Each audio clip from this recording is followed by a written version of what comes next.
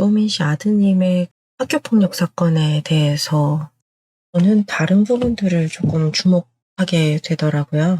주호민 씨 아드님이 성희롱이죠. 또 피해 학생 부모님께서 강력하게 강전을 요청하셨다. 근데 왜 학폭위원회가 열리지 않았을까? 저는 이게 제일 좀 첫 단추를 잘못 끼웠다.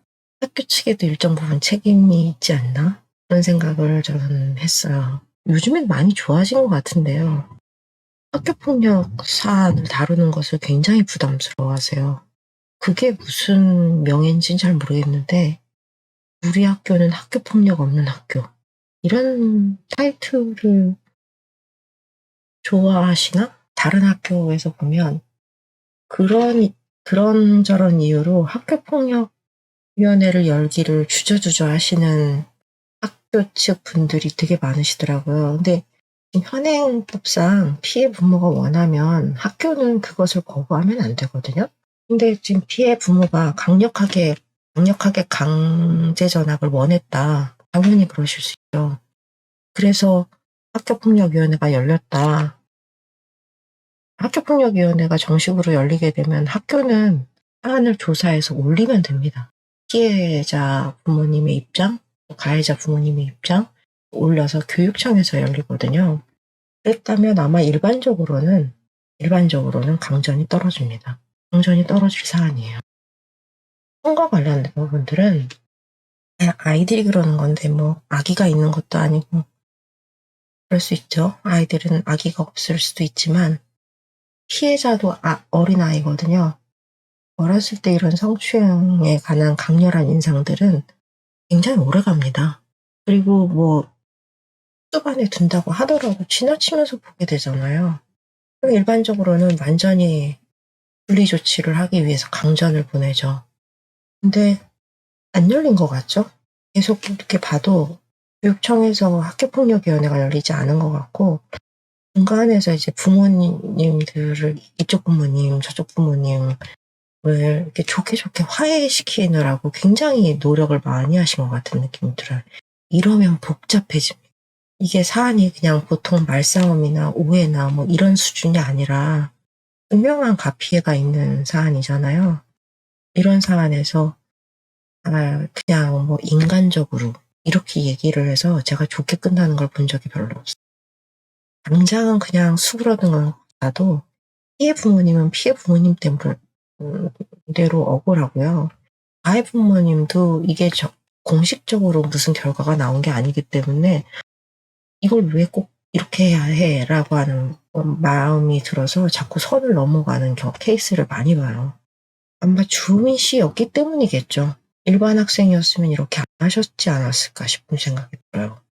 이거 중간에서 교사들이 얼마나 힘들었겠습니까? 무엇보다 피해 부모님은 원치 않게 피해를 보고 있는 와중에도 되게 인간미를 발휘해달라는 추가 요청까지 받아가면서 꽤 괴로우셨을 것 같아요. 당연히 강제 전학이 되어야 하는 사안같이 보이거든요.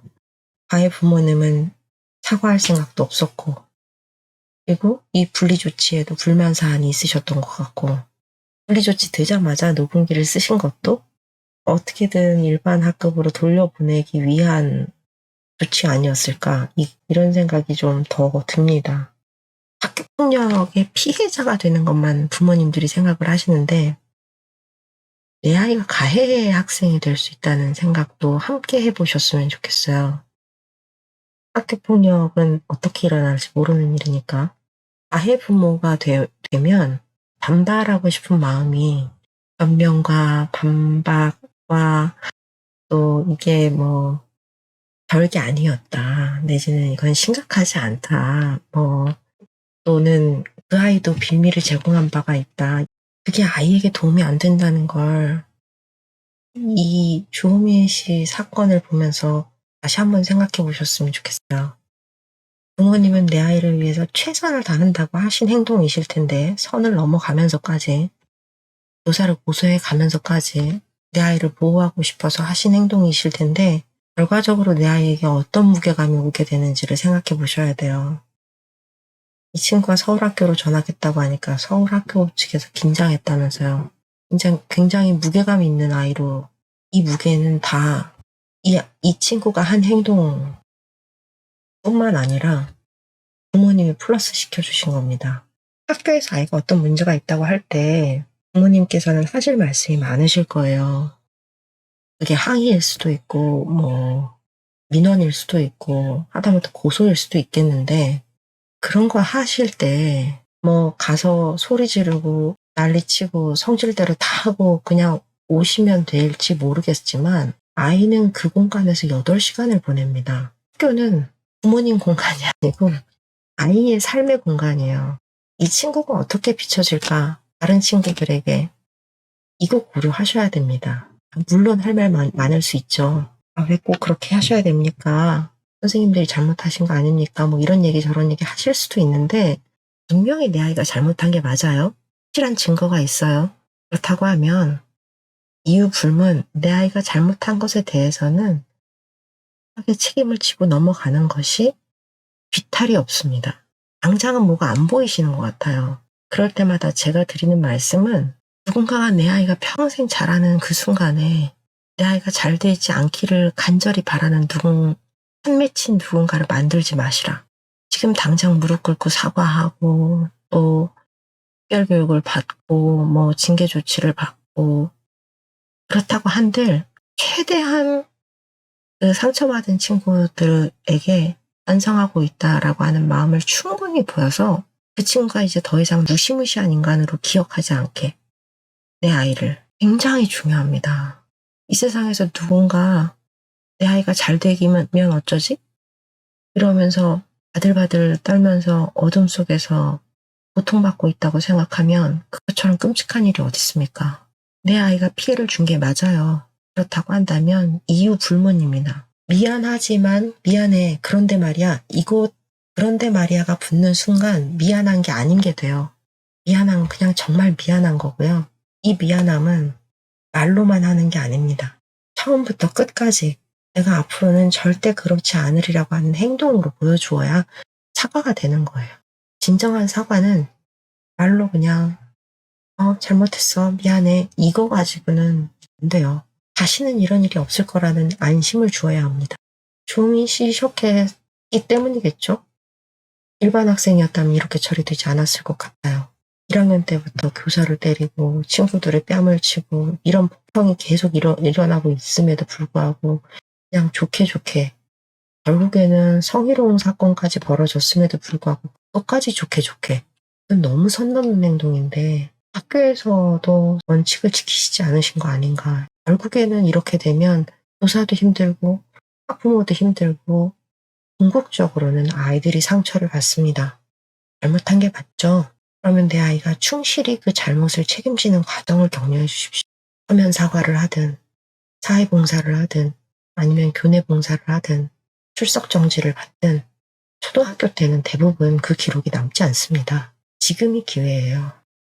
내 아이가 잘못한 게 분명하다면 너의 잘못된 행동은 굉장히 많은 책임을 져야 해라고 하는 걸 아이도 배울 필요가 있습니다. 선생님, 수교사 선생님은 너무 적절하게 얘기하셨죠. 너 지금 못 가. 친구들 만날 수 없어. 그게 왠지 알아? 너의 그 행동 때문이야. 이상 어떻게 명쾌하게 얘기하면 당연히 막아야죠. 피해 학부모가 강전을 요청했다는 얘기는 학교폭력위원회를 열어달라는 얘기였을 텐데 왜 거부할 수 없거든요. 측에서는 당연히 열어주어야 합니다. 교육청에 학교폭력 신고를 해서 위원회를 열지 않았는지, 이렇게 하고 분리조치를 하고 이렇게 처리를 하는 게 규칙에 맞는 게 아닌지, 그런 생각이 좀 듭니다. 아울러 성희롱과 장애는 아무 상관이 없습니다. 특별히 이 주호민 씨 아드님 같은 경우는 굉장히 장애도 그렇게 아주 중증한 것 같지 않거든요.